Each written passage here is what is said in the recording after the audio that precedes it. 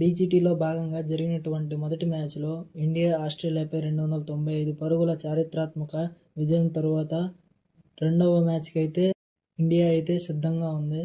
And మనకు తెలిసిందే ఈ మ్యాచ్ని అయితే రెగ్యులర్ టెస్ట్ ఫార్మాట్లో కాకుండా డే నైట్ టెస్ట్ మ్యాచ్కి అయితే నిర్వహించబోతున్నారు. అండ్ ఈ మ్యాచ్లో రెడ్ బాల్కి బదులుగా పింక్ బాల్ని అయితే వాడబోతున్నారు. అండ్ మ్యాచ్ అయితే మార్నింగ్ స్టార్ట్ అవ్వకుండా ఆఫ్టర్నూన్ అయితే స్టార్ట్ అవుతుంది. అండ్ నైట్ వరకు అండర్ ది లైట్స్ అయితే మ్యాచ్ అయితే నిర్వహించబడుతుంది. అండ్ ఈ రెండవ మ్యాచ్ ప్రివ్యూ కనుక చూడాలి అంటే మీరు ఈ వీడియో ఖచ్చితంగా అయితే చూడాలి. అండ్ లేట్ చేయకుండా వీడియోలోకి అయితే వెళ్ళిపోదాం.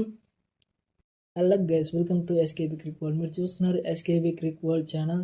మరి ఈరోజు వీడియోలో అయితే బీజీటీలో భాగంగా ఇండియా వర్సెస్ ఆస్ట్రేలియా మధ్య జరగబోతున్న రెండవ మ్యాచ్కి సంబంధించి ఫుల్ డీటెయిల్స్తో అయితే మీ ముందుకైతే ఈరోజు వచ్చాను. అండ్ ఈ సెకండ్ మ్యాచ్లో అయితే డే నైట్ టెస్ట్గా అయితే నిర్వహించబడుతుంది. అండ్ ఈ మ్యాచ్లో అయితే పింక్ బాల్ని అయితే యూజ్ చేస్తారు. అండ్ పింక్ బాల్ మనకు తెలిసిందే. అండ్ రెడ్ బాల్తో కంపేర్ చేస్తే పింక్ బాల్ అనేది కొంచెం సైజ్ పరంగా స్లైట్గా పెద్దగా అయితే ఉంటుంది. అండ్ సీమ్ కూడా ఎక్కువ ఉంటుంది. అండ్ స్పిన్నర్స్కి కూడా మంచిగా అనుకూలిస్తుంది. ముఖ్యంగా అండర్ ది లైట్స్ ఫాస్ట్ బౌలర్స్ని ఎదుర్కోవడం చాలా కష్టం. మనకి ఇప్పటి వరకు చాలామంది బ్యాట్స్మెన్ చెప్పింది ఏంటంటే న్యూ పింక్ బాల్ని మరియు అండర్ లైట్లో పింక్ బాల్ని ఆడడం చాలా చాలా డిఫికల్ట్ అని. అండ్ పైగా పింక్ బాల్ అనేది రెగ్యులర్గా ఆడే బాల్ అయితే కాదు. సో బ్యాట్స్మెన్కి కొంచెం డిఫికల్ట్గా అయితే ఉండబోతుంది.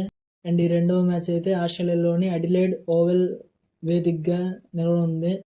అండ్ ఈ గ్రౌండ్లో అయితే ఇదివరకు ఆస్ట్రేలియాపై ఒక పింక్ బాల్ టెస్ట్ మ్యాచ్ అయితే ఆడింది. అండ్ ఆ టెస్ట్ మ్యాచ్లో సెకండ్ ఇన్నింగ్స్లో ఇండియా అయితే దారుణంగా ఫెయిల్ అయింది. కేవలం 36 పరుగులకి ఆల్అౌట్ అయితే అయ్యింది. మరి చూద్దాం, ఫస్ట్ మ్యాచ్ హిస్టారికల్ విక్టరీ తర్వాత ఈ మ్యాచ్లో ముఖ్యంగా అడిలైడ్లో రివెంజ్ తెచ్చుకుంటుందా లేదా ఇండియా ఆస్ట్రేలియాపై.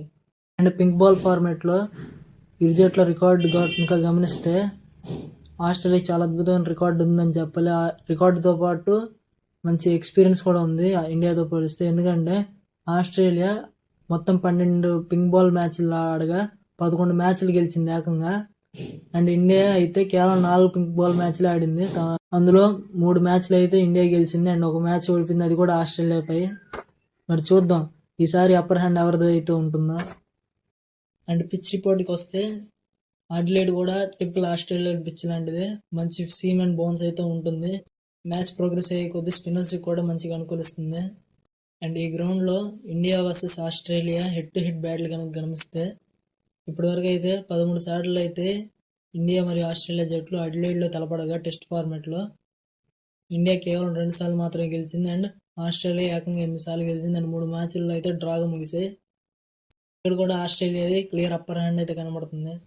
అండ్ ఈ గ్రౌండ్లో ఫస్ట్ ఇన్నింగ్స్ విన్నింగ్ పర్సంటేజ్ కనుక గమనిస్తే 46.09% అయితే ఉంది. And second innings winning percentage అయితే 34.90 అయితే ఉంది. సో టాస్ గెలిచిన కెప్టెన్ అయితే ముందుగా బ్యాటింగే ప్రిఫర్ చేస్తాడు. And first innings average score గమనిస్తే 334 అయితే ఉంది. ఇక్కడ క్లియర్గా అయితే అర్థమవుతుంది టాస్ గెలిచిన కెప్టెన్ అయితే ముందుగా బ్యాటింగ్ తీసుకునే అవకాశాలు చాలా ఎక్కువగా ఉన్నాయి. అండ్ ఈ మ్యాచ్ అయితే డిసెంబర్ 6 ఫ్రైడేన 9:30కి అయితే లైవ్ అయితే స్టార్ట్ అవబోతుంది. అండ్ వెదర్ రిపోర్ట్ గమనిస్తే డే 1 డే 5 మినహాయించి మిగతా 3 రోజులు కూడా ఫుల్గా మ్యాచ్ చూసే అవకాశం అయితే ఎక్కువగానే ఉంది.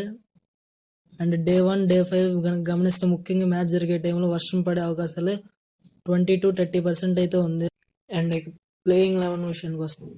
అండ్ ఈ రెండో మ్యాచ్కి అయితే మన కెప్టెన్ రోహిత్ శర్మ అయితే తిరిగి అయితే కంబ్యాక్ అయితే ఇస్తున్నారు. రీసెంట్గా జరిగినటువంటి ప్రైమ్ మినిస్టర్స్ 11 మ్యాచ్లో అయితే రోహిత్ శర్మ కెప్టెన్సీ చేసి ఆడారు. కానీ వచ్చిన ప్రాబ్లం వల్ల ఈ మ్యాచ్లో ఏ పొజిషన్లో అయితే రోహిత్ శర్మ ఆడతాడు. ఎందుకంటే Jaiswal and KL Rahul combination అయితే మొదటి మ్యాచ్లో మంచి క్లిక్ అయితే.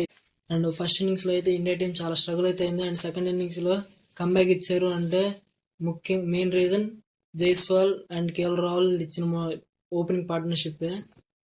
రోహిత్ శర్మ ఎక్కడ ఆడతారు అంటే ఏదో దేవదత్ పడిక్కల్ లేదా ధ్రువ్ జురేల్ వీళ్ళిద్దరు ఎవరి పొజిషన్లో అన్నా రోహిత్ శర్మ ఆడే అవకాశాలు ఎక్కువగా ఉన్నాయి.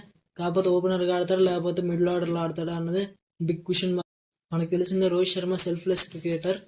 So KL Rahul and Jaiswal కాంబినేషన్ని డిస్టర్బ్ చేయకుండా ఉండాలనుకుంటే ఇద్దరు థర్డ్ పొజిషన్లో కానీ లేదంటే మిడిల్ ఆర్డర్లో కానీ రోహిత్ శర్మ ఆడే అవకాశాలు అయితే ఉన్నాయి. మరి చూద్దాం రోహిత్ శర్మ ఏ పొజిషన్లో అయితే ఆడతారో. అండ్ ఈ మ్యాచ్కి అయితే ఇంకో చిన్న చేంజ్ అయితే జరగవచ్చు మేబీ. వాషింగ్టన్ సుందర్ స్థానంలో రవిచంద్రన్ అశ్విన్ తేవడం. ఎందుకంటే అడిలైడ్ గ్రౌండ్లో అయితే అద్భుతమైన రికార్డు ఉంది. మొత్తం అశ్విన్ 3 మ్యాచ్ల్లో 6 ఇన్నింగ్స్లో బౌలింగ్ చేయగా ఏకంగా 16 వికెట్లు అయితే తీసుకున్నాడు. అండ్ ప్రజెంట్ ఇండియన్ టీం తరపున ఆడుతూ అత్యధిక వికెట్లు తీసిన బౌలర్ రవిచంద్రన్ అశ్విన్ ఈ గ్రౌండ్లో. సుందర్ గారు లాస్ట్ మ్యాచ్ అనుకున్నంత బాగా పెర్ఫామ్ అయితే చేయలేదు. మరి చూద్దాం సుందర్ని కంటిన్యూ చేస్తారా లేకపోతే అశ్విన్ని తిరిగి తీసుకొస్తారా అనేది. ఇక ఫాస్ట్ బౌలింగ్ డిపార్ట్మెంట్లో అయితే ఎటువంటి మార్పులు అయితే చేయరు. అండ్ విరాట్ కోహ్లీ చూసిన లాస్ట్ మ్యాచ్ సెంచరీతో అద్భుతమైన కంబ్యాక్ అయితే ఇచ్చాడు. అండ్ ఈ గ్రౌండ్ తనకి హోమ్ గ్రౌండ్ అని చెప్పాలి. ఎందుకంటే విరాట్ కోహ్లీ తన టెస్ట్ ఫార్మాట్లో మొట్టమొదటి సెంచరీ స్కోర్ చేసింది అడిలైడ్ గ్రౌండ్లోనే. అండ్ లాస్ట్ మ్యాచ్లో కూడా మంచి సెంచరీ అయితే స్కోర్ చేశాడు. తనైతే ఓవరాల్గా 4 మ్యాచ్ల్లో 8 ఇన్నింగ్స్లో బ్యాటింగ్ చేయగా ఏకంగా 509 పరుగులు అయితే స్కోర్ చేశాడు. అండ్ ఇందులో ఒక 50 మరియు 3 సెంచరీస్ అయితే ఉన్నాయి. దాని తర్వాత నితీష్ కుమార్ రెడ్డి, రిషబ్ పంత్లు అయితే మిడిల్ ఆర్డర్లో యాజ్ యూజువల్ కంటిన్యూ అవుతారు. అండ్ దాని తర్వాత రిషబ్ పంత్ మరియు నితీష్ కుమార్ రెడ్డిలు అయితే యాజ్ యూజువల్ కంటిన్యూ అవుతారు. మనం చూస్తాం తెలుగు అబ్బాయి మొదటి మ్యాచ్లో చాలా మంచిగా పెర్ఫామ్ చేశాడని చెప్పాలి. ముఖ్యంగా టీం ప్రెషర్ సిచ్యువేషన్లో ఉన్నప్పుడు డెబ్యూ మ్యాచ్ అయినప్పటికీ చాలా సీనియర్ ప్లేయర్ లాగా అయితే ఆడాడు. అండ్ ఫాస్ట్ బౌలింగ్ డిపార్ట్మెంట్లో అయితే ఎటువంటి మార్పులు చేయాల్సిన అవసరం అయితే లేదు. ఎందుకంటే జస్ప్రీత్ బుమ్రా లాస్ట్ మ్యాచ్లో చూసాం ఇండియా వర్సెస్ ఆస్ట్రేలియానా లేదంటే బుమ్రా వర్సెస్ ఆస్ట్రేలియా అన్నట్టయితే జరిగింది మ్యాచ్. అద్భుతంగా అయితే బౌలింగ్ చేశాడు. అండ్ సిరాజ్ను కూడా రీప్లేస్ చేయాల్సిన అయితే అవసరం లేదు. ఎందుకంటే లాస్ట్ మ్యాచ్ మంచి పెర్ఫార్మెన్స్ అయితే ఇచ్చాడు. అండ్ హర్షిత్ రాణా కూడా చాలా అద్భుతంగా డెబ్యూ అయితే చేశాడు ఫస్ట్ మ్యాచ్లో. మరి చూద్దాం 2020లో జరిగినటువంటి మ్యాచ్కి రివెంజ్ అయితే ఇండియా తీర్చుకొని ఈ సిరీస్ని 2-0తో తీసుకెళ్తుందా లేదా ఆస్ట్రేలియా ఈ మ్యాచ్లో గెలిచి సిరీస్ని 1-1తో లెవెల్ చేస్తారా? అండ్ ఈ వీడియో మీకు నచ్చినట్టయితే లైక్ చేయండి, షేర్ చేయండి, సబ్స్క్రైబ్ మాత్రం తప్పకుండా చేయండి. అండ్ నెక్స్ట్ వీడియోలో అయితే ఇంకో ఇంట్రెస్టింగ్ వీడియోతో మీ ముందుకైతే వస్తాను. అంతవరకు బాయ్ బాయ్, జై హింద్.